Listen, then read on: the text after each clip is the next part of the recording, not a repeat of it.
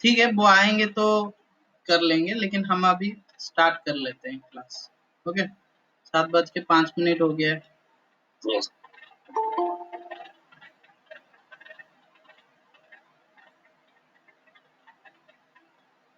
शायद हेमकांत ज्वाइन किया। Hemkant, hello. Yes, sir. हाँ ठीक है, तुम आज कैसे क्लास ज्वाइन कर लिए? ठीक है, कोई बात नहीं है, चलो। तो हमारा जो एयरक्राफ्ट रूल्स 1937 है, स्क्रीन आ रहा है मेरा? Yeah. तो उसमें हमने ऑलरेडी 2-3 एक बार पढ़ा था, 4-5 एक बार पढ़ा था। ओके, तो कल शायद पढ़ लिया था ये हमने कि operation of an aircraft, use and operation, उसके लिए रूल नंबर 4 लागू होता है।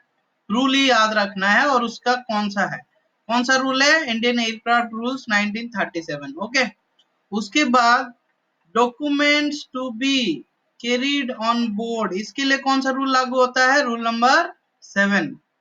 अगर पूछोगे registration, nationality and registration marks, किसके बारे में बोल रहा है? मार्क्स के बारे में बोल रहा है, तो उसके लिए लागू होता है रूल नंबर 5। ओके, अगर आप पूछोगे कॉकपिट चेकलिस्ट लेना रहता है, क्या होता है ना, एयरक्राफ्ट पायलट को ये फ्लाई करना होता है तो उसके पास एक चेकलिस्ट रहता है, ठीक है, कौन सा सिचुएशंस में वो कौन सा चीजें देखेगा कॉकपिट में, और उसके बाद वो टेक ऑफ के लिए जाएगा, वो चेकलिस्ट है। ठीक है, वो कैरेज ऑफ मतलब लेके जाना, उसके लिए रूल नंबर कितना लागू होता है? 7B। देखो, या तो हाँ, ये तो रूल नंबर 7 में ही इसको लिख सकता था, क्योंकि ये भी एक डॉक्यूमेंट है जो कि कैरिड लिया जाता है एयरक्राफ्ट में, अनबोर्ड मतलब एयरक्राफ्ट में लिया जाता है ड्यूरिंग फ्लाइंग, वो है रूल नंबर 7। लेकिन जो चेकलिस्ट है वो नहीं भूलना चाहिए कभी गलती से भी, क्योंकि एयरक्राफ्ट को उसके बिना फ्लाई नहीं किया जा सकता है। ओके, तो ये 2 रूल हो गया, कल रूल नंबर 8 और रूल नंबर 9 पढ़ के आना, ठीक है। ये करते हैं, तो आज हमारा कल हमारा शुरू क्या हुआ था? CR-66। CR-66 में एयरक्राफ्ट का हमने क्या किया था? ग्रुपिंग कर दिया था। कितना ग्रुप में था एयरक्राफ्ट को? 3 groups. 3 ग्रुप्स। कौन सा ग्रुप्स है? Sir, motor complex और sir 3 ग्रुप में डिवाइड किया था, ग्रुप 1, ग्रुप 2, ग्रुप 3, है ना? सही बोल रहा हूँ ना? yes sir. 3 ग्रुप में डिवाइड किया था, one is group 1, group 2 and group 3। Okay, तो ये जो ग्रुप 1, ग्रुप 2 और ग्रुप 3 में डिवाइड किया है, फिर से ग्रुप 2 को जो है ना देखना, यहाँ पे फिर से हमने डिवाइड किया है कितना सब ग्रुप में? सब ग्रुप 2A, सब ग्रुप 2B, सब ग्रुप 2C। क्लियर है? Yes sir. और सब ग्रुप 2A में सिंगल टर्बो प्रॉप था एरोप्लेन के साथ, सब ग्रुप 2 में सिंगल टरबाइन था हेलीकॉप्टर के साथ, सब ग्रुप 2C में सिंगल पिस्टन था हेलीकॉप्टर के साथ। तो इसमें सिंगल इंजन है, लेकिन कहीं पे हेलीकॉप्टर है तो कहीं पे एरोप्लेन है, और इंजन केस में कहीं पिस्टन है तो कहीं टरबाइन है तो कहीं पे टर्बो प्रॉप है। टरबाइन में मैं बता दूं, टरबाइन में टर्बो प्रॉप भी है, यहाँ पे जहाँ पे टरबाइन बोला है टर्बो जेट आता है, ठीक है, कहीं पे टर्बो शाफ्ट आता है, ठीक है, ये सब आते हैं। लेकिन अभी यहाँ पे जैसे लिखा है वैसे याद रखना है कि टर्बो प्रॉप एरोप्लेन मतलब सब ग्रुप 2 है, हेलीकॉप्टर प्लस सिंगल टरबाइन मतलब सब ग्रुप 2B, हेलीकॉप्टर मतलब single helicopter plus single piston engine मतलब 2C। ओके, और ग्रुप 1, ग्रुप 2 में जो एरोप्लेन्स नहीं आते हैं और जिनमें पिस्टन इंजन फिट है, वो कौन सा ग्रुप में आएंगे? ग्रुप 3 में। तो हमने एरोप्लेन्स को ग्रुप में डिवाइड किया, और हमारी लाइसेंस को किस में डिवाइड किया? हमने किस में डिवाइड किया? कैटेगरी में, और वो कितना कैटेगरी में डिवाइड किया है हमने? 5 कैटेगरी में डिवाइड किया, category A, B1, B2, B3 and C। Okay, और इस कैटेगरी ए एंड B1 को फिर सब कैटेगरी में डिवाइड किया गया है। और यहाँ पे मैंने एक चीज हाईलाइट किया था, B3 नॉन प्रेशराइज्ड एरोप्लेन्स के लिए जिसमें पिस्टन इंजन है और जिनका मैक्सिमम टेक ऑफ मास जो है 2000 kg या तो उससे बिलो है। क्लियर? अभी एयरक्राफ्ट की लाइसेंस की कैटेगरी हो गया था, एयरक्राफ्ट की ग्रुप को हम कैटेगराइज कर दिया था, लेकिन अभी हम किसके बारे में पढ़ेंगे? एप्लीकेशन के बारे में पढ़ रहे थे। जब भी आप एप्लीकेशन भर रहे हो, तो एप्लीकेशन जब भर रहे हैं तो आपके पास मान लो पहले से कोई भी लाइसेंस नहीं है, किसके हिसाब से? CR 66 के हिसाब से। तो इनिशियली भर रहे हो, इनिशियली भर रहे हो कि नहीं, कोई भी एक कैटेगरी में। तो इनिशियली भर रहे हो, मान लो कैटेगरी A1 में भर रहे हो, तो किस A1 में भर रहे हो, इनिशियली भर रहे हो, तो कौन सा भरोगे? CA form 19-01। अगर आपके पास A1 आ गया, काफी एक्सपीरियंस गेन किए, आप B1.1 का मॉड्यूल्स भी क्लियर कर लिए, कर सकते हो। तो मान लो नेक्स्ट टाइम उस इनिशियली कौन सा लाइसेंस मिला है आपको? A1 मिला था, उसमें क्या ऐड करना चाहते हो? प्लस करना चाहते हो, मतलब एक्सटेंशन करना चाहते हो। तो आपको क्या भरना पड़ेगा इस केस में? मान लो B1.1 लेना चाहते हो, 1.1 ही लेगा। क्यों? क्योंकि A1 टर्बाइन, एरोप्लेन टर्बाइन है, और B1.1 भी क्या है? Aeroplane turbine. हाँ, तो इस केस में वो कौन सा CA फॉर्म भरेगा? फॉर्म 2, 19-02 भरेगा। क्लियर है? तो इसमें कोई डाउट नहीं होना चाहिए कि 19-02 किसके लिए है? एक्सटेंशन के लिए। जब आपके पास कोई लाइसेंस है, आप ले रहे हो दूसरा लाइसेंस, उसमें ऐड कर रहे हो, ले सकते हो। ये एक अच्छा खास है, चीज है, CR 66 का एडवांटेज है। जब इनिशियली ले रहे होगे तो कौन सा फॉर्म भरना है? 19-01। ओके, तो यही चीजें आपको याद रखना है जब आप भरते हो। क्या भरते हो?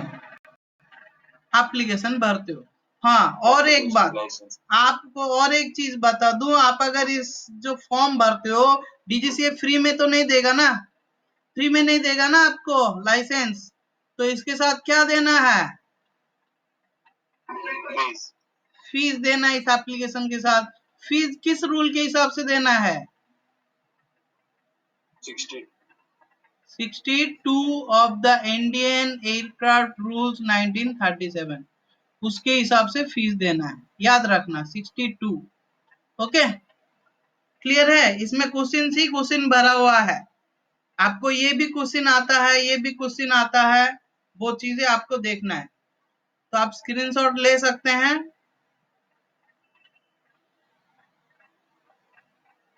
चलो, तो हम CR में आ जाते हैं, आगे बढ़ते हैं। तो लाइसेंस के लिए फॉर्म तो भर दिया, उसके साथ रिक्वायर्ड डॉक्यूमेंट दे देना है और फीस दे देना है, किसको? DGCA को। In addition, the documents required as appropriate, the applicant for additional categories or subcategories, application additional category or subcategory to an aircraft maintenance engineer's license, submit his or her current original aircraft maintenance engineer license to the DGCA with CA form 19-02। क्या बोल रहा है, कोई मुझे समझाएगा? वो बोल रहा है कि अगर वो उसके पास पहले से कोई कैटेगरी में लाइसेंस है, उसको क्या चाहिए? एडिशनल कैटेगरी का लाइसेंस चाहिए, मतलब दूसरा लाइसेंस ऐड कर रहा है। इसका मतलब दूसरी बात, कौन सा फॉर्म भर रहा है वो? 19-02 तो भर रहा है, लेकिन उसके साथ जो उसका जो पुराना original aircraft maintenance engineer licence है, पुराना वाला, उसको भी वो दे रहा है। ठीक है, क्योंकि उसको क्या कर रहा है, वो अपग्रेड कर रहा है।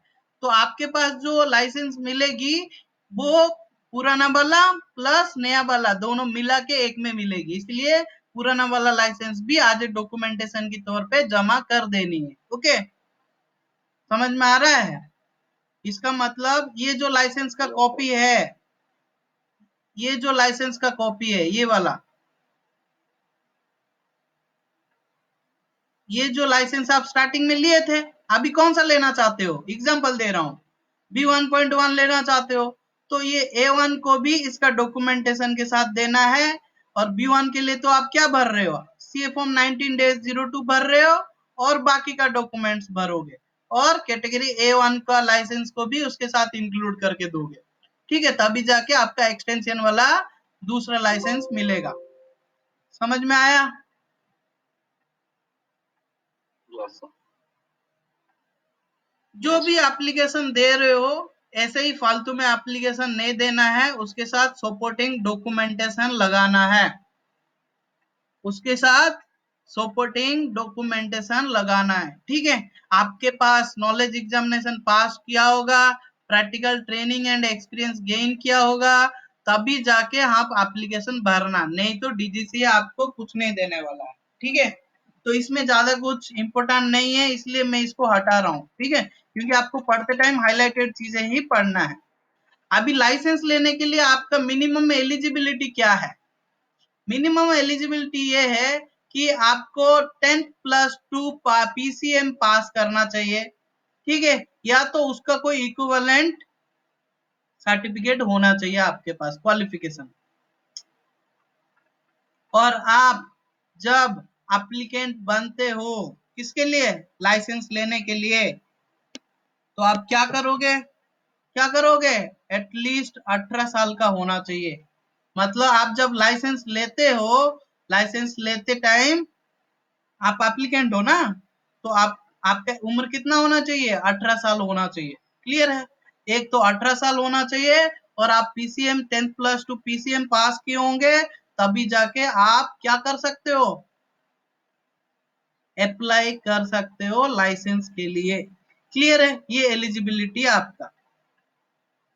इस अभी तक जो पढ़ा है इसमें कुछ भी डाउट है तो पूछ सकते हो, क्योंकि अभी थोड़ा हम डेप्थ में जाएंगे। Continue. हाँ, ठीक है, तो अभी हम आज जाएंगे प्रिविलेजेस में, वो है पॉइंट नंबर 20। हर एक लाइसेंस का क्या प्रिविलेजेस है वो हम पढ़ेंगे। ओके, वो हम पढ़ेंगे। आप अगर लाइसेंस लेते हो तो आपका एक सर्टेन प्रिविलेजेस रहता है। आप जॉब करते हो, आप अगर आईएएस ऑफिसर है तो आपका प्रिविलेज अलग है, आप प्रधानमंत्री है तो आपका अलग प्रिविलेजेस है, आप प्रेसिडेंट है तो आपका अलग प्रिविलेजेस है। प्रिविलेजेस का मतलब क्या है कि आप क्या क्या काम के लिए काम होगा कर पाओगे, आप क्या क्या काम को सर्टिफाई कर पाओगे। देखो दो चीजें हैं, या आप मेंटेनेंस करना है या मेंटेनेंस को सर्टिफाई करना है, दो ही चीजें होता है मेंटेनेंस ऑर्गेनाइजेशन में, हाँ कि नहीं? या तो मेंटेनेंस करते हो या तो मेंटेनेंस को सर्टिफाई करते हो, दोनों में से कोई एक बनते हो ना। तो आप खाली मेंटेनेंस करते हो मतलब कौन सा स्टाफ बनते हो? बोलो। Supporting staff. Supporting staff. ठीक है, Support staff. और आप अगर सर्टिफाई करने वाले हो तो क्या है? सर्टिफाइंग स्टाफ बन रहे हो, या दोनों हो सकता है, आप काम भी कर रहे हो सर्टिफाई भी कर रहे हो, मतलब आप सपोर्ट स्टाफ भी है सर्टिफाइंग स्टाफ भी है। बहुत अच्छी बात है, बहुत कम लोग ऐसे होते हैं, लाइसेंस मिलने के बाद तो वीआईपी हो जाते हैं। ठीक है, तो यहाँ पे मैं थोड़ा डिलीट करता हूँ, मैं पहले से पढ़ लिया था। तो यहाँ पे सबसे पहले बात करते कैटेगरी ए की। देखो कैटेगरी ए की बात कर लिया, मतलब कैटेगरी ए में जो भी सब कैटेगरी आता है वो सब आ जाता है। क्लियर है? तो कैटेगरी ए लाइसेंस होल्डर क्या इशू करता है? सीआरएस इशू करता है। सीआरएस क्या है? जब भी आप मेंटेनेंस कर देते हो तो आप मेंटेनेंस को सर्टिफाई करना पड़ता है, तभी उसका कंपोनेंट, उसका एयरक्राफ्ट, उसका ओनर को, ऑपरेटर को रिटर्न दे सकते हो सर्विस में, तभी जाके वो लोग मजा ले सके उस कंपोनेंट का या उस एयरक्राफ्ट का। तो आप सीआरएस देंगे जब भी मेंटेनेंस हो जाएगा। तो कौन सा मेंटेनेंस हो जाएगा तो कैटेगरी ए वाले सीआरएस देंगे। Number minor schedule line maintenance and simple defect rectification. क्या बोल दिया यहाँ पे? कहाँ पे बात कर रहा है? कहाँ से, कौन सी मेंटेनेंस की बात कर रहा है? बोलो बोलो, कौन सा मेंटेनेंस? हाँ, लाइन मेंटेनेंस में वो भी after minor schedule line maintenance, मतलब लाइन मेंटेनेंस में कुछ ही नंबर ऑफ टास्क के लिए, एक limited number of minor schedule line maintenance task के लिए, और उसमें भी सिंपल डिफेक्ट रेक्टिफिकेशन।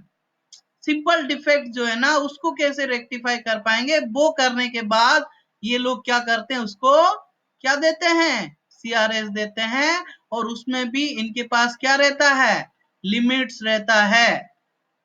ठीक है, तो इनको जो, ये तो लाइसेंस तो लिए हुए हैं, लेकिन ये सीआरएस कब देंगे? सीआरएस तभी दे पाएंगे जब एक मेंटेनेंस ऑर्गेनाइजेशन इनको क्या देगा, मेंटेनेंस ऑर्गेनाइजेशन क्या देगा इनको, ऑथराइजेशन देगा। कभी भी कोई ऑर्गेनाइजेशन में क्या होता है कि आप अगर लाइसेंस ले लेते हो, मान लो क्या ले लिया आपने, केट ए में लाइसेंस ले लिया, तो आप क्या कर रहे हो, माइनर शेड्यूल्ड क्या कर रहे हो, लाइन मेंटेनेंस कर रहे हो, और उसके लिए क्या दे रहे हो, सीआरएस दे रहे हो। लेकिन आप कैटेगरी ए लाइसेंस लेने से सीआरएस नहीं दे पाओगे। आप कैटेगरी ए लाइसेंस ले रहे हो तो कोई ना कोई मेंटेनेंस ऑर्गेनाइजेशन में काम कर रहे होंगे, है ना, कर रहे होंगे ना। तो वो जो जिस एयरक्राफ्ट होगा, उस एयरक्राफ्ट जो है उसके ऊपर मेंटेनेंस ऑर्गेनाइजेशन आपको क्या दिया होगा,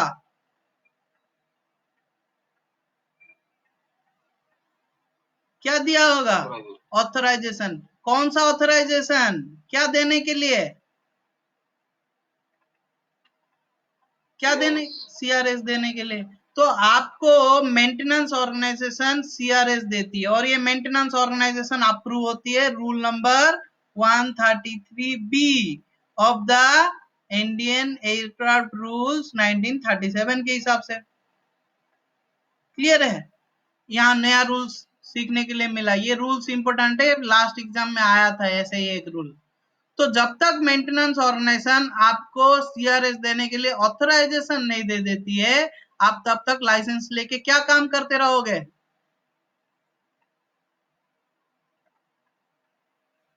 क्या काम करते रहोगे, सपोर्ट स्टाफ का। अगर आपको ऑथराइजेशन दे रहा है, मतलब आपको क्या दे रहा है, सर्टिफाइंग स्टाफ बना रहा है, हाँ कि नहीं। इसका मतलब category A minor schedule line maintenance जब होता है, उस केस में अगर ऑर्गेनाइजेशन ने उसे ऑथराइजेशन दिया है, तो उस केस में वो सीआरए दे पाएगा, वो भी विथ इन लिमिट्स। ठीक है, तो आपको पता चल गया कैटेगरी ए वाले लाइन मेंटेनेंस में काम करते हैं, वो भी माइनर शेड्यूल लाइन मेंटेनेंस, कुछ लिमिटेड नंबर ऑफ टास्क के लिए। लेकिन जब पूरा का पूरा एयरक्राफ्ट का लाइन मेंटेनेंस का बात आती है, तो उस केस में कोई और आ जाता है, वो है कैटेगरी B1 B2 या B3 वाले आ जाते हैं, पूरा एयरक्राफ्ट के लिए। ठीक है, पूरा एयरक्राफ्ट को सर्टिफाई करने के लिए। लेकिन ये क्या है, माइनर शेड्यूल, मतलब पूरा एयरक्राफ्ट में कुछ छोटा छोटा काम को सर्टिफाई करेंगे ये लोग। ओके, क्लियर है ना? यस। हाँ, तो ये हो गया कैटेगरी ए का प्रिविलेजेस, कि वो लाइसेंस लिया तो एयरक्राफ्ट के ऊपर क्या चीज कर पाएगा। ओके, अभी आते हैं कैटेगरी B1 में। B1 में भी सब डिवाइडेड है, बहुत सारी कैटेगरीज, याद है ना, B1.1 1.2 1.3 1.4। हेलो, याद है? अगर मैं पूछ दूं ऐसे ही 1.3 किसके लिए, तो आप क्या बताओगे? Yes sir. 1.3 क्या है, B1.3? Helicopter turbine. Helicopter turbine. अगर आपके पास B1 का लाइसेंस है, आपके पास B1.2 का लाइसेंस है या B1.4 का लाइसेंस है, मतलब आपके पास कैटेगरी B1 का लाइसेंस है। कोई कुछ बोल रहा है क्या? ठीक है, तो आपके पास B1 का लाइसेंस है तो आपका क्या प्रिविलेजेस है? आप CRS दे सकते हो, certificate of release to service. After क्या हो रहा है? हेलो, क्या हो रहा है?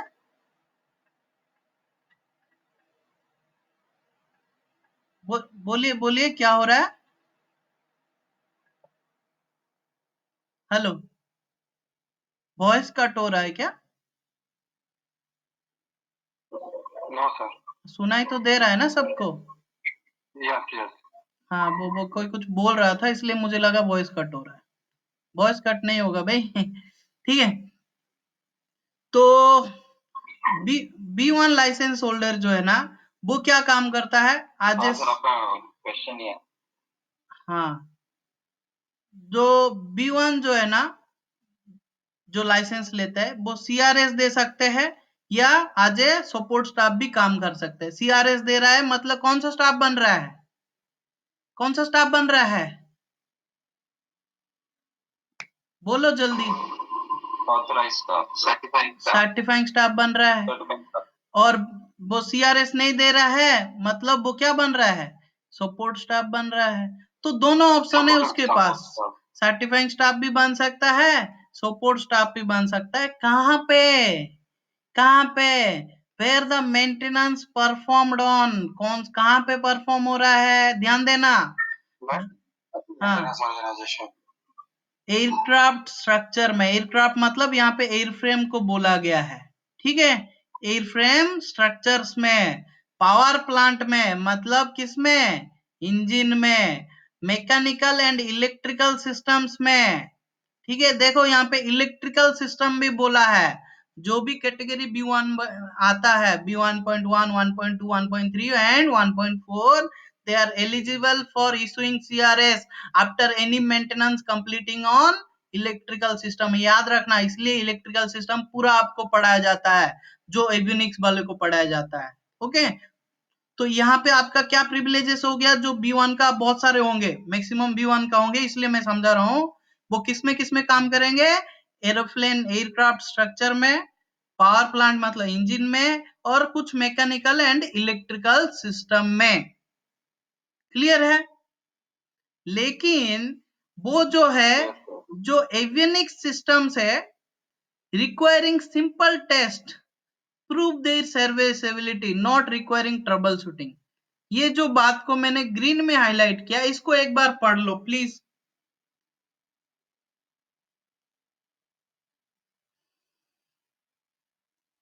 Work on avionics system requiring simple test and not requiring troubleshooting. देखो यहाँ पे दो वर्ड बोला गया है, दो वर्ड को मैं थोड़ा एक्सप्लेन कर देता हूं, सही रहेगा, आगे जाके बहुत काम आएगा। एक वर्ड यूज किया है उसमें, सिंपल टेस्ट। याद है जब कैटेगरी ए वालों का पढ़ा था, सिंपल डिफेक्ट रेक्टिफिकेशन। दूसरा क्या है?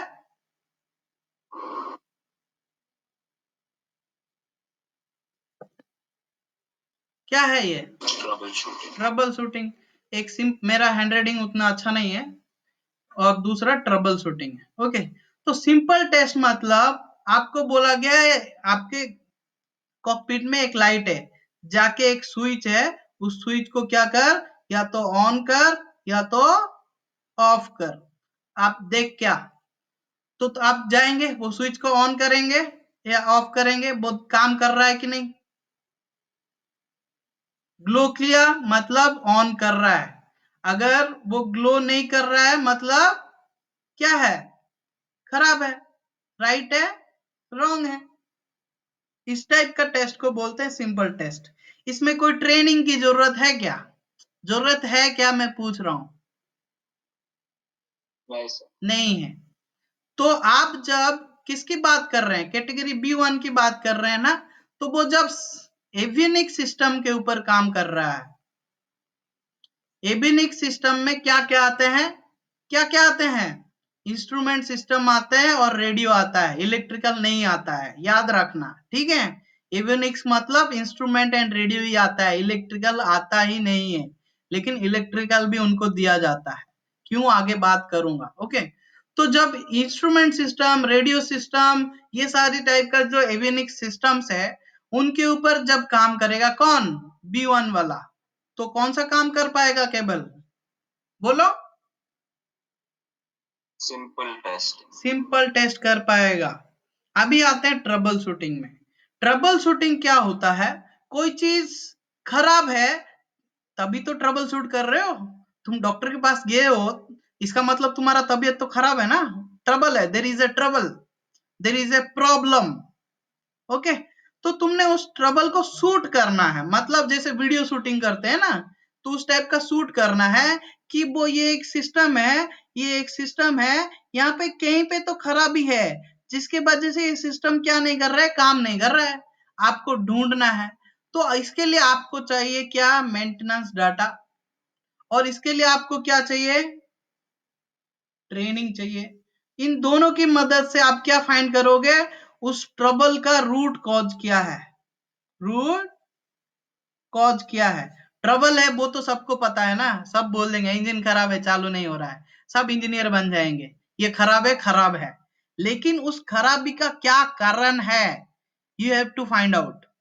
To do that you must have gained training and use your maintenance data to find out the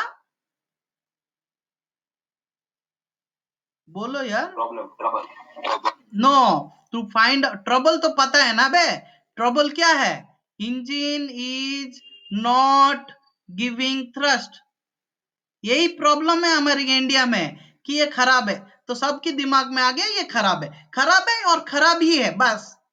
लेकिन उस खराब का कारण क्या है, बच्चा पढ़ नहीं रहा है, पढ़ नहीं रहा है, पढ़ नहीं रहा है, तो उसको पीटो, मारो मारो पीटो, उसका मोटिवेट कर दो, दुनिया भर की एग्जांपल दे दो, लेकिन कारण क्या है वो पता नहीं करना है, समझ रहे हो ना।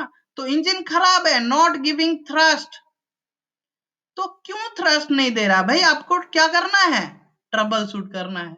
तो आप क्या गेन करेंगे, ट्रेनिंग गेन करेंगे, मेंटेनेंस डाटा को यूज करेंगे, और उसके थ्रू क्या फाइंड करेंगे, क्या फाइंड करेंगे, root cause of the trouble, and that is called troubleshooting. और आप ये चीज किसके ऊपर नहीं कर सकते हैं, एवियोनिक्स सिस्टम के ऊपर नहीं कर सकते हैं, क्यों, क्योंकि आपको ये ट्रबल शूटिंग किसके ऊपर अलाउड है, नॉट अलाउड है, एवियोनिक्स सिस्टम के ऊपर आप सिर्फ सिंपल टेस्ट कर सकते हैं, ट्रबल शूटिंग नहीं कर सकते हैं, ठीक है। सिंपल टेस्ट आप ट्रबल शूट किस में कर सकते हैं,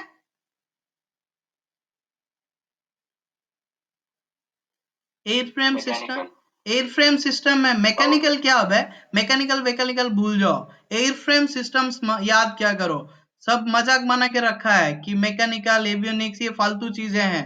अभी हम 66 पढ़ रहे हैं तो दुनिया की हाई स्टैंडर्ड को फॉलो कर रहे हैं, aeroplane turbine combination, helicopter turbine combination, avionics systems, okay, अलग अलग सिस्टम्स हमने डिफाइन कर दिया है, हम मैकेनिकल एवियोनिक्स ऐसे कहीं पे नाम सुना नहीं है, ठीक है। तो हम किसके ऊपर ट्रबल शूट कर सकते हैं, काम कर सकते हैं, सर्टिफाई कर सकते हैं, B1 है तो एयर फ्रेम सिस्टम, और किसको, इलेक्ट्रिकल सिस्टम, याद रखना, इलेक्ट्रिकल सिस्टम एवियोनिक्स सिस्टम नहीं बोला जाता है। और किसको हम कर सकते हैं, इंजन, इंजन, या जिसको आप इंजन ही नहीं बोल सकते हो, इंजन बोलने से क्या होता है, इंजन बोलते हो मतलब आप छोटा दिमाग हो, पावर प्लांट बोलते हो बड़ा दिमाग हो, क्यों, क्योंकि पावर प्लांट बोलोगे तो इंजन का जो इलेक्ट्रिकल सिस्टम चलता है ना भाई, वो किससे चलता है, पावर प्लांट से चलता है। इंजन में इलेक्ट्रिसिटी कहाँ से आता है, क्या वो बाहर कनेक्शन लेते हैं क्या पोल से और उड़ते हैं क्या, नहीं उड़ते हैं ना, तो वो कहाँ से आता है इतना इलेक्ट्रिसिटी, क्या तो आपका बैटरी से चला आता है, कहां से आता है, बोलो,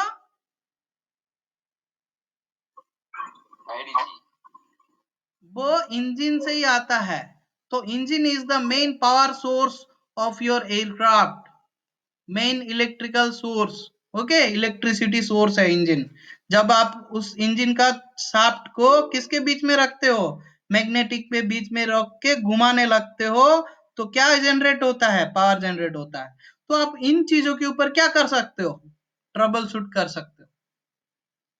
लेकिन एवियनिक्स सिस्टम आया, जो इंस्ट्रूमेंट सिस्टम है, रेडियो सिस्टम है, तो उसके ऊपर सिर्फ आपको क्या अलाउड है, simple test. Simple test. There is a clarity. मैं पूछ रहा हूं सबको समझ में आया क्या? Yes sir. ओके, तो देयर इज ए, पहली चीज तो समझना है सिंपल टेस्ट क्या है, ट्रबल शूट क्या है. सिंपल टेस्ट वो खराब है कि सही है वो देखना है, उससे तुम कुछ नहीं कर पाएगो. वो हाँ, बच्चा भी पकड़ लेगा, बच्चे को बोले ए ग्राइंडर ऑन कर, ऑन हो रहा है, अच्छा बात है. नहीं हो रहा है, हाँ नहीं हो रहा है, गलत है. ऑन नहीं हो रहा है, ठीक होगा, वो खराब है. लेकिन उस खराब का क्या कारण है जानने के लिए हम क्या करेंगे, क्या करेंगे, ट्रबल शूटिंग करेंगे. ओके, तो और ये ट्रबल शूटिंग, ये जो B1 वाले को, मैकेनिकल वाले मत बोलना, मेरे को गुस्सा आएगा. B1 वाले को electrical system, air frame system और पावर प्लांट और कुछ मैकेनिकल सिस्टम्स में दिया गया है क्या करने के लिए, ट्रबल शूट करने के लिए. तो इसमें आज वो सपोर्ट स्टाफ भी काम करते हैं, और क्या करते हैं, सपोर्ट स्टाफ भी काम करते हैं, आज सर्टिफाइंग स्टाफ भी काम करते हैं. क्लियर है, क्लियर है ना? यस. इसमें और एक बात है, आप अगर एक बार B1.1 का, B1 वाले का लाइसेंस ले रखा है, किसका ले रखा है, B1 लाइसेंस ले रखा है, B1 में मान लो B1.1, B1.2, B1.3 या B1.4, तो आप किस में लाइसेंस लेने की जरूरत नहीं है, कैटेगरी ए में लेने की जरूरत नहीं है. तो डायरेक्टली आपको मिलेगा, ये बात मैं बता दे रहा हूं. आप अगर किस में ले रखे हो, B1 में ले रखे हो, कौन सा B1 में, B1.1, B1.2, B1.3, B1.4 और एक कौन है, B नहीं, और नहीं है. तो अगर B1.1 में ले रखे हो, तो आप किस में ले सकते हो, अप्लाई कर सकते हो, काम कर सकते हो, कैटेगरी A1 में. कैटेगरी B1.2 में लिए हो तो A2 में भी ले चुके हो, 1.3 में लिए हो तो A3 में भी ले चुके हो, और B1.4 में लिए हो तो A4 में भी ले चुके हो. इसका मतलब यही है, मतलब आप B1.1 का लाइसेंस लिए हो, मतलब उसमें B1.1 लाइसेंस प्लस A1 दोनों मिल गया है आपको. आपको कभी भी A1 में काम करना है तो अलग से A1 के लिए अप्लाई नहीं करना है, वो गदापंती नहीं करना है. समझ रहे हो, समझा? अगर मैं पूछूं आपने B1.3 ले रखे हो, मतलब आपको B1.3 के साथ क्या मिल गया है, A3 भी मिल गया है. आपको फिर से लेने की जरूरत नहीं है A3 में. लेकिन मान लो आप A4 में ले चुके हो, मतलब आप कौन सा लाइसेंस लिए हो, सिर्फ लाइन मेंटेनेंस में, माइनर शेड्यूल लाइन मेंटेनेंस का काम करने के लिए ले चुके हो. आप अगर B1.4 का काम नहीं कर सकते हो, करना है तो फिर से क्या भरना है, एक्सपीरियंस लेना है, और क्या भरना है, CA फॉर्म 19 डेज, बोलो 02, वेरी गुड, 02. तो इसलिए एक लाइन बोला है यहाँ पे कि जो कैटेगरी B1 है वो इंक्लूड करता है all the sub category of category A. ये बात लेजिस्लेटिव लैंग्वेज में समझ में नहीं आएगा, इसलिए मैं पीपीटी में समझा दिया. ओके, अभी आते हैं कैटेगरी B2 वालों के पास. B2 वाला सबसे बेस्ट लाइसेंस है, मेरा फेवरेट है. ये बढ़िया सा लाइसेंस है, ये किधर भी चला जाएगा. इसका दो प्रिविलेजेस दिया गया है. ये क्या कर पाएगा, CRS दे पाएगा, मतलब सर्टिफाइंग स्टाफ बन के काम कर पाएगा. किधर, किसके ऊपर, एवियनिक सिस्टम एंड इलेक्ट्रिकल सिस्टम्स के ऊपर. देखो, इलेक्ट्रिकल सिस्टम और एवियनिक सिस्टम्स अलग है, इसलिए यहाँ पे लिखा है एवियनिक सिस्टम एंड इलेक्ट्रिकल सिस्टम्स के ऊपर. और किसके ऊपर काम कर पाएगा, एवियनिक सिस्टम एंड इलेक्ट्रिकल सिस्टम्स के ऊपर काम कर पाएगा, जो कि इंजन में है, हाँ कि नहीं, उसके ऊपर भी काम कर पाएगा.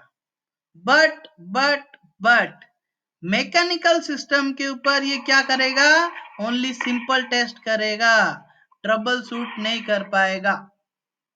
यहां लिखा नहीं है फिर भी बोल रहा हूं मैं, क्लियर है?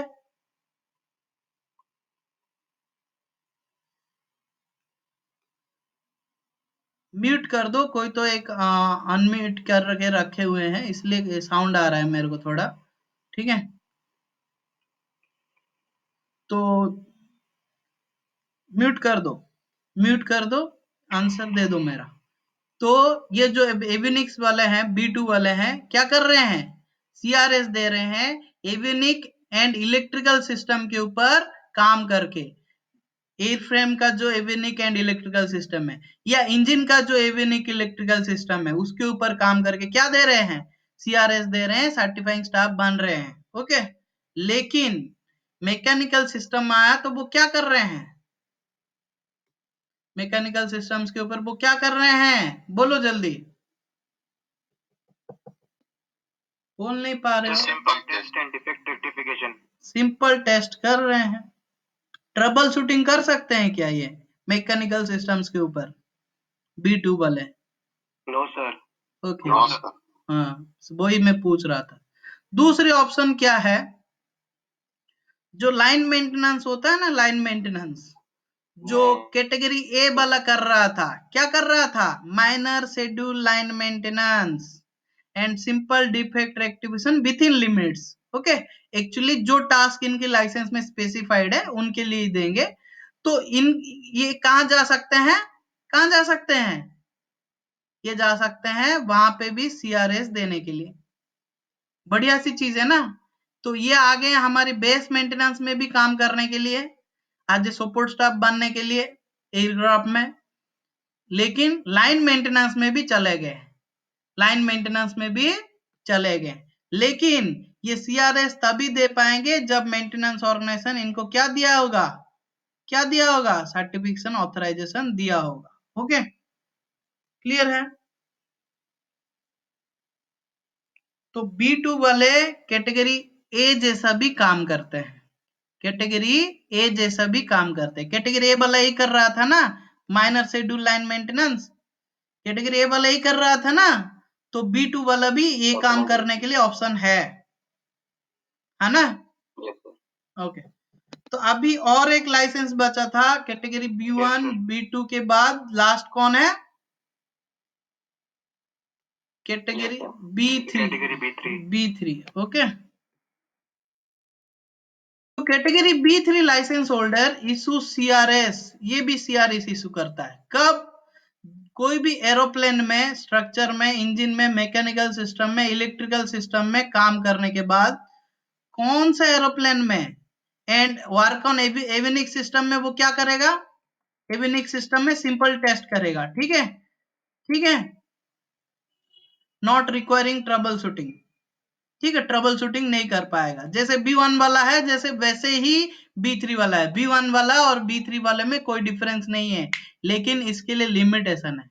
क्या लिमिटेशन है, ये पिस्टन इंजन एरोप्लेन में जो नॉन प्रेशराइज्ड एरोप्लेन है जिनका कि 2000 kg maximum take off mass या उससे बिलो है, उनके ऊपर ही काम करेगा। मतलब B1 वाले को लाइसेंस को थोड़ा कंपेयर करो और इसको थोड़ा कंपेयर करो, कुछ डिफरेंस है? B1 वाला भी क्या कर रहा था, mechanical system, electrical system, power plant में काम कर रहा था, एविनिक सिस्टम के ऊपर ट्रबल शूटिंग नहीं कर रहा था, सिंपल टेस्ट कर रहा था। लेकिन B3 वाला भी वही कर रहा है, लेकिन इनके लिए, इसके लिए सिर्फ यही एयरक्राफ्ट है जिसके ऊपर काम करेगा, लेकिन B1 वाले के पास बहुत सारी मॉडल है, आगे पढ़ेंगे। क्लियर है? Yes sir. हाँ, यस सर। और ये जो कैटेगरी C वाला लाइसेंस है, ये लास्ट लाइसेंस बचा है, मैं गलती से B3 को लास्ट बोल दिया। ये जो कैटेगरी C वाला लाइसेंस है, ये कैटेगरी C लाइसेंस जो है ना, अपने आप में अलग महान लाइसेंस है, सबसे बड़ा लाइसेंस है। इसके लिए कहीं पे भी ट्रेनिंग नहीं होता है। तुम्हारी जो 147 ट्रेनिंग ऑर्गेनाइजेशन में जो ट्रेनिंग होता है B1 B2 B3 category A का, लेकिन कैटेगरी C का नहीं होता है। क्यों नहीं होता है? क्योंकि कभी भी आप कैटेगरी ए B1 B2 या B3 लाइसेंस लेने के बाद ही एलिजिबल होते हो कौन सा लाइसेंस लेने के लिए, कैटेगरी सी लाइसेंस लेने के लिए। ओके, तो मान लो आपने एक बार कैटेगरी सी लाइसेंस ले लिया तो आप CRS इशू कर सकते हैं, मतलब सर्टिफाइंग स्टाफ बन सकते हैं। कहां पे, after the base maintenance in respect of aircraft type endorsed on the licence. उसका लाइसेंस में जिस एयरक्राफ्ट एंडोर्स किया गया होगा, मतलब टाइप रेटिंग मिला होगा, उसी एयरक्राफ्ट के ऊपर क्या करेगा, आफ्टर बेस मेंटेनेंस ये क्या कर सकता है, क्या कर सकता है, CRS दे सकता है। ठीक है, मतलब कैटेगरी सी वाला क्या करता है, अगर मैं पूछूं तो कहाँ काम करता है पूछूं तो आप क्या बोलोगे, पूरा एयरक्राफ्ट का बेस मेंटेनेंस का क्या करता है, आज ए सर्टिफाइंग स्टाफ काम करता है। ओके, और ठीक है, समझ में आया। Yes, sir. हाँ, कोई डाउट हो तो पूछना, हम ये करेंगे। देखो यहाँ पे एक छोटा सा नोट दिया है, नोट तुमको खुद पढ़ना है। सिंपल टेस्ट का मीन्स क्या है, जो कि मैं समझाया था। ठीक है, simple test means described in the maintenance data such in nature that aircraft systems serviceability is verified। इसको याद रख लो, serviceability is verified मतलब वो काम कर रहा है कि नहीं कर रहा है।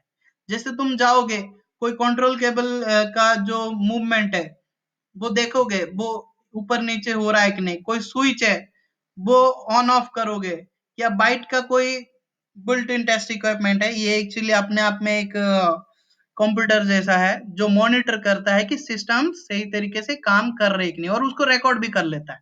ठीक है, सिमिलर चीजें, सिमिलर जैसा ही एक सेंट्रल मेंटेनेंस कंप्यूटर है। तो ऐसे कुछ चीजें हैं जो जिसके ऊपर तुम्हें क्या करना है, क्या करना है, एग्जांपल्स दिया हुआ है एवियोनिक्स वालों का, मैकेनिकल वालों का भी दे सकता है, इंजन का, पावर प्लांट का, थ्रस्ट रिवर्सर, या बहुत सारे एग्जांपल दे सकते हैं यहाँ पे, जिनके लिए क्या है, कोई ट्रेनिंग नहीं चाहिए आपको। ये सिंपल टेस्ट करने के लिए क्या नहीं चाहिए, कोई ट्रेनिंग नहीं चाहिए। आप सिर्फ क्या प्रूफ करेंगे, क्या देखेंगे, सिर्फ Serviceability. सर्विसेबिलिटी देखेंगे। भले ही तुम कंप्यूटर में मास्टर ना हो, मैं बोलूंगा वो फाइल ओपन हो रहा है कि नहीं थोड़ा देखने न रहे, तो तुम क्या करोगे, ओपन कर दोगे, कोशिश तो करोगे, हो गया बस, नहीं हुआ नहीं हुआ, आगे नहीं बढ़ सकते हो। वो क्यों नहीं हो रहा है, वो क्रैश हो गया है, ड्राइवर इंस्टॉल करना है, क्या है, ये सारी चीजें नहीं हो सकती तुमसे। वो करने से पहले तुम्हें क्या करना पड़ेगा, ट्रबल शूट करना पड़ेगा। ठीक है, ट्रबल शूट करोगे, उसके बाद जाके जो मेंटेनेंस चाहिए करना पड़ता है। जनरली हम क्या होता है, हमारे इंडियंस के दिमाग में कोई चीज खराब है तो अपना जितना ज्ञान है ना, उस ज्ञान को उसमें लपेट देते हैं और काम करना शुरू कर देते हैं। नहीं, तो हमें पहले क्या करना चाहिए, कोई भी मेंटेनेंस करने से पहले क्या करना चाहिए, ट्रबल शूट करना चाहिए, अगर वो काम नहीं करना चाहिए कर रहा है तो, और ट्रबल शूट करने के बाद ही उसके ऊपर हम मेंटेनेंस का एक्शंस लेंगे। ओके, तो इस तरीके से आपका लाइसेंस का प्रिविलेजेस पता चल गया, पता चल गया कि नहीं। Yes, sir. हाँ, तो इसके बाद आते हैं हम, कोई भी लाइसेंस होल्डर का प्रिविलेजेस तो पता चल गया, वो CRS तभी दे सकता है, वो अपना सर्टिफिकेशन प्रिविलेजेस तभी यूज कर सकता है जब ये नीचे 3 पॉइंट्स दिया गया है, उस 3 पॉइंट्स को कंप्लाई करेगा। तो कौन सा पॉइंट है, अगर वो CR 145 या CRM में दो मेंटेनेंस ऑर्गेनाइजेशन है, एक CR 145 है और एक CRM में, ठीक है, वो क्या है, मेंटेनेंस ऑर्गेनाइजेशन है, तो आपको CRS देना है, तो CRM या CR 145 वाला आपको क्या दिया होगा, क्या दिया होगा, ऑथराइजेशन दिया होगा। तो ऑथराइजेशन वो क्या अपने मर्जी से दे देगा क्या, किस CR को फॉलो करके देगा, CRM को या CR 145 को। इसका मतलब वो भी जो मेंटेनेंस ऑर्गेनाइजेशन है वो भी CRM या CR 145 को कंप्लाई करके आपको ऑथराइजेशन दे रहा है। इसका मतलब आप भी CRM या 145 को कंप्लाई कर रहे हो, आपके पास लाइसेंस है, तभी जाके आपको ऑथराइजेशन मिल रहा है ना, तभी आप सर्टिफिकेशन प्रिविलेजेस का मजा ले पा रहे हो, है ना।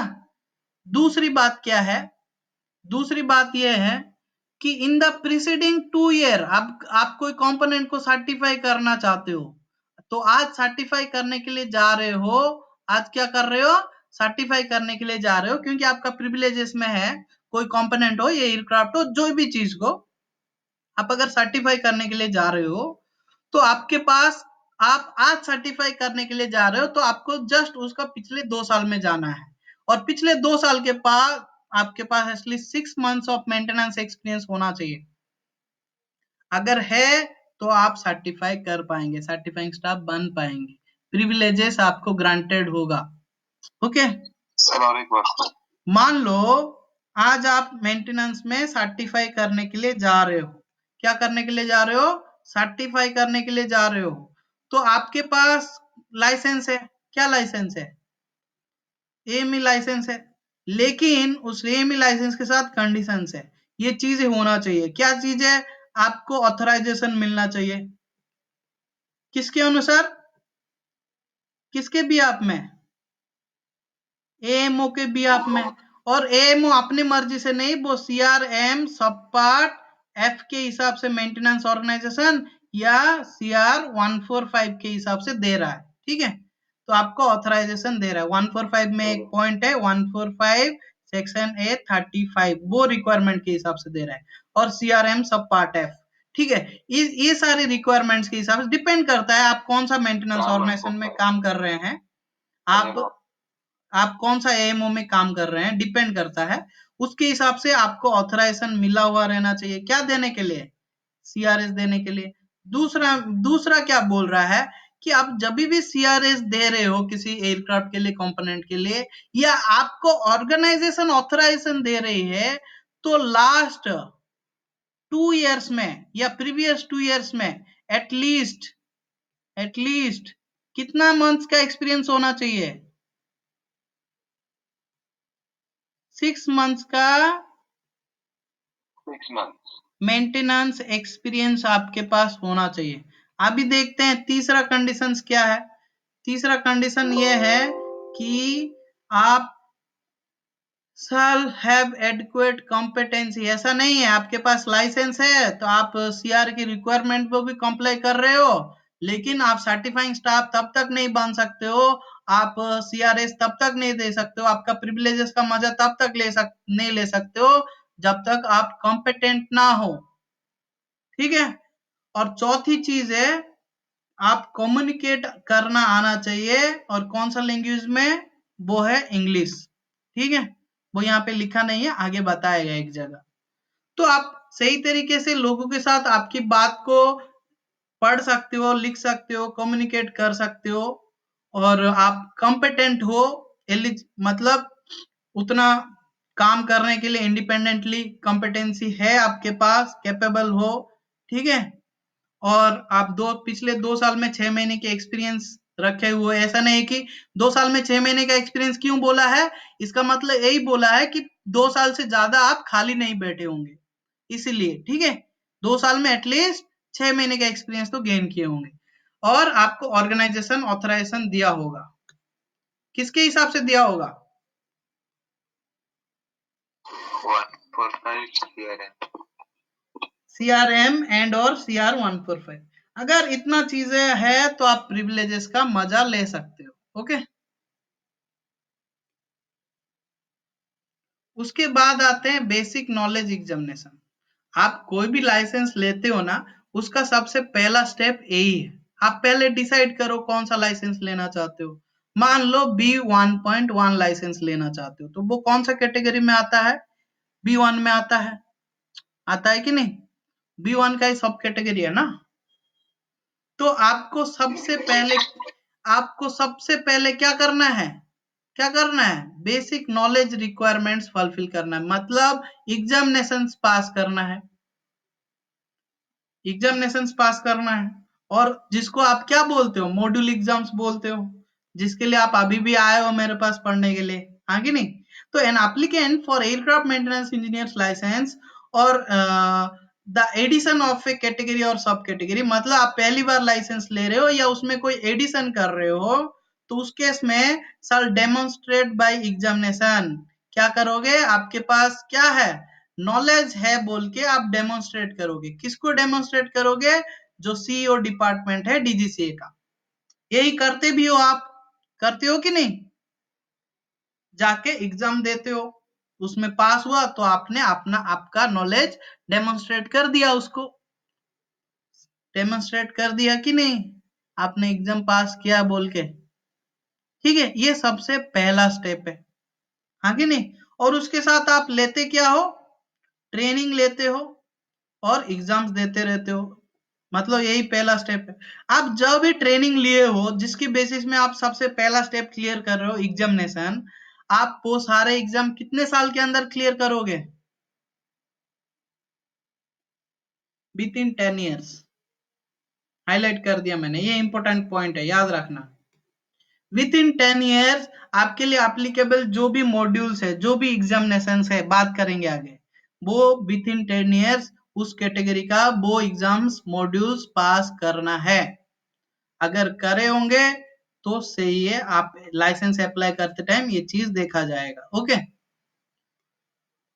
उसके बाद क्या दिया है, उसके बाद सी पैराग्राफ में दिया है, the applicant may apply to DGCA for full और partial examination credit to the basic knowledge requirement for, देखो यहाँ पे दो चीजें लिखा है, फुल या partial credit examination credit to the basic knowledge examination requirement for basic knowledge examination that do not meet the requirement described in paragraph B above and any other technical qualification considered by DGCA to be equivalent to the knowledge standard of CR 66।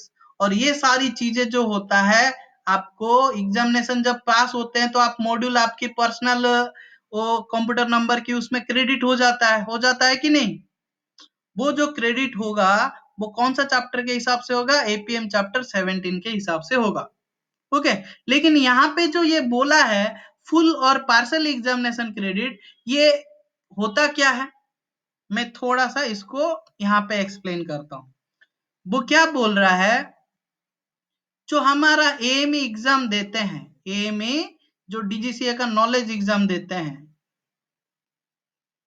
Knowledge exam जिसको आप module exam बोलते हो, इसमें एक type का person नहीं देता है, कोई बीटेक करके देता है, कोई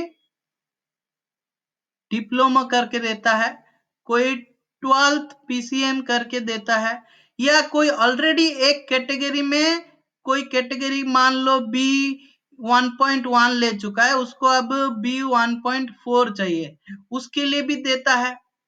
ये सब आते हैं ना, आते हैं कि नहीं? Yes sir. ये सब आते हैं, तो डीजीसी ने एक क्राइटेरिया सेट किया है, आपका एक सर्टेन क्वालिफिकेशन है, या आप सर्टेन नंबर ऑफ कैटेगरीज पास कर चुके हैं, कैटेगरीज का मॉड्यूल एग्जाम, तो आपके लिए कुछ एग्जाम क्या रहेगा, एग्जाम रहेगा, आपको सिर्फ कुछ एग्जाम ही पास करना है। ओके नहीं, वो चीज डिसाइड होगा APM chapter airworthiness procedure manual, ये डीजीसी के पास रहता है, डीजीसी वेबसाइट में भी है, ठीक है, एपीएम चैप्टर 17 के हिसाब से। तो ये जो आप एग्जाम पास करते हो तो आपको क्या मिलता है,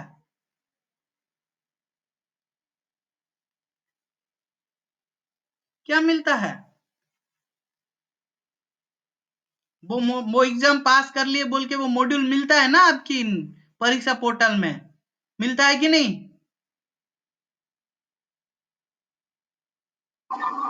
तो वो जो मिलता है आपका चैप्टर 17 के हिसाब से मिलता है। आपको लगता है कि आप पास हो गए तो आपका सीधा रिजल्ट आ जाता है, वो बात नहीं है, वो एपीएम चैप्टर 17 के हिसाब से आपको डीजीसीए दे रहा है क्रेडिट, ठीक है, एक सर्टेन कैटेगरी का लाइसेंस के लिए। इसमें कोई डाउट है? नहीं तो सर, एपीएम का फुल फॉर्म क्या है सर? एयरवर्दीनेस प्रोसीजर मैनुअल, ये डीजीसीए के लिए है, ये मैनुअल हमारे लिए नहीं है। हमें कैसे लाइसेंस देगा, वो सेक्शन बी बोला था ना सीआर 66 का, वो सेक्शन बी अभी एपीएम चैप्टर 17 में कन्वर्ट हो गया है, और उसमें सारे प्रोसीजर्स है कि वो हमें कैसे लाइसेंस देंगे। हाँ, आपने सारे एग्जाम पास कर लिए, लेकिन 10 साल के ज्यादा हो गया, आप लाइसेंस के लिए अप्लाई नहीं कर रहे हैं, तो आपका क्रेडिट्स क्या हो जाएंगे, 10 साल के बाद एक्सपायर हो जाएंगे। और आप फिर से न्यू क्रेडिट्स के लिए एग्जामिनेशन देंगे। इसलिए आपको ज्यादा से ज्यादा लाइसेंस कितने साल के अंदर ले लेनी है? 10 साल के अंदर ले लेनी है। ओके, इसके बाद आते हैं एक्सपीरियंस रिक्वायरमेंट। मेरे हिसाब से आज इतना सही रहेगा कि जो चीजें मैं आज इतना पढ़ाया कि लाइसेंस का कैटेगरी, लाइसेंस का ग्रुपिंग पढ़ लेना। देखो पढ़ लेना, इसको ज्यादा पेजेस का है नहीं, एक ही पेज का है। फिर एप्लीकेशन याद रख लेना 19 डेज 0102। उसके बाद क्या है, एलिजिबिलिटी, और ये प्रिविलेजेस थोड़ा पढ़ लेना जैसे समझाया वैसे। प्रिविलेजेस में कोई डाउट है?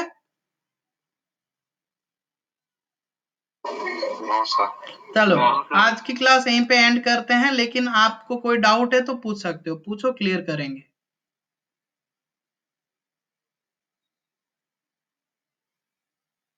सर रूल 133A और 133B एक बार बता दोगे सर? ठीक है, देखो हमारी इंडिया में 3 रूल्स है। 3 रूल्स नहीं है, वैसे तो बहुत सारे रूल्स है। एयरक्राफ्ट रूल्स 1937 है, जो मैं स्टार्टिंग से बताते हुए आ रहा हूँ। रूल नंबर 2 से डेली 2 रूल रिकॉल कर रहा हूँ ना। तो अभी इंडियन एयरक्राफ्ट रूल्स 1937 में से 3 रूल डीजीसीए बहुत यूज करता है, 133A, 133B, 133C। 133A rule जो है ना, वो डीजीसीए के लिए है। किसके लिए है? डीजीसीए के लिए है। वो बनाया हुआ है कि कोई भी आपके लिए सीआर लेके आती है तो वो पब्लिक को कैसे देगी, किस रूल के अनुसार देगी? CR issuing for public. आपको डीजीसीए वेबसाइट में सीआर मिल जाता है ना? क्यों मिल जाता है? क्योंकि डीजीसीए इस रूल का इस्तेमाल करके उनको पब्लिक में लाई है, रिक्वायरमेंट्स को। ओके, समझ में आया? मतलब कोई भी प्रोविजन वगैरह इशू करना होता है हमारी मेंटेनेंस ऑर्गेनाइजेशन के लिए, पर्सन्स के लिए, पब्लिक के लिए, दैट इज इशूड बाई, बोला तो रूल 133A मार देना। अभी रूल 133B, मान लो आपके लिए एक सीआर 145 इशू कर दिया। क्या इशू कर दिया? एग्जाम्पल है, 145 इशू कर दिया सीआर। ओके, तो इससे क्या बनता है? इसको फॉलो करके आप एक मेंटेनेंस ऑर्गेनाइजेशन बनते हो। लेकिन मेंटेनेंस ऑर्गेनाइजेशन का क्या चाहिए? क्या चाहिए? अप्रूवल चाहिए। तो रूल 133B का यूज करके डीजीसीए आपको क्या दे रही है? अप्रूवल दे रही है मेंटेनेंस ऑर्गेनाइजेशन का। खाली मेंटेनेंस ऑर्गेनाइजेशन का ही नहीं, डिजाइन ऑर्गेनाइजेशन का अप्रूवल, ट्रेनिंग ऑर्गेनाइजेशन का अप्रूवल, ऐसे बहुत सारे ऑर्गेनाइजेशन का अप्रूवल 133B के अनुसार होता है। अब जितने भी मेंटेनेंस ऑर्गेनाइजेशन में काम करते हैं 133B के अनुसार होता है। और तीसरी बात, अब जब मेंटेनेंस ऑर्गेनाइजेशन की बन रहे हैं तो कोई ना कोई एप्लीकेशन भरेंगे, हाँ कि नहीं? डॉक्यूमेंटेशन देंगे, उसके साथ फीस तो देंगे ना भाई। वो फीस 133C के अनुसार दोगे। ठीक है, ये तीनों रूल याद रखना, डीजीसीए में आता है। समझ में आया? Sir fees for maintenance organisation? नहीं, मेंटेनेंस ऑर्गेनाइजेशन नहीं है वे, खाली मेंटेनेंस ऑर्गेनाइजेशन यहाँ तेरे को बताया क्या? मेंटेनेंस ऑर्गेनाइजेशन को भी रूल 133B के हिसाब से अप्रूव करता है। डिजाइन ऑर्गेनाइजेशन को भी रूल 133 के, मैं थोड़ा जल्दी लिख देता हूँ। मेंटेनेंस ऑर्गेनाइजेशन को भी अप्रूव करता है, डिजाइन ऑर्गेनाइजेशन को भी अप्रूव करता है, कुछ ट्रेनिंग ऑर्गेनाइजेशन को भी अप्रूव करता है। इसके अलावा बहुत सारे ऑर्गेनाइजेशन है जो हमको जानना नहीं है। तो ऐसे बहुत सारे ऑर्गेनाइजेशन को रूल 133B के अनुसार डीजीसीए क्या करता है? क्या करता है? बोलो ना, अप्रूव करता है। तो जिसको भी रूल 133B के हिसाब से अप्रूव करता है तो वो ऑर्गेनाइजेशन डीजीसीए को जो फीस देगा किसके अनुसार देगा? 133C के हिसाब से। क्लियर है? Okay sir. ओके, और किसी को कुछ पूछना है?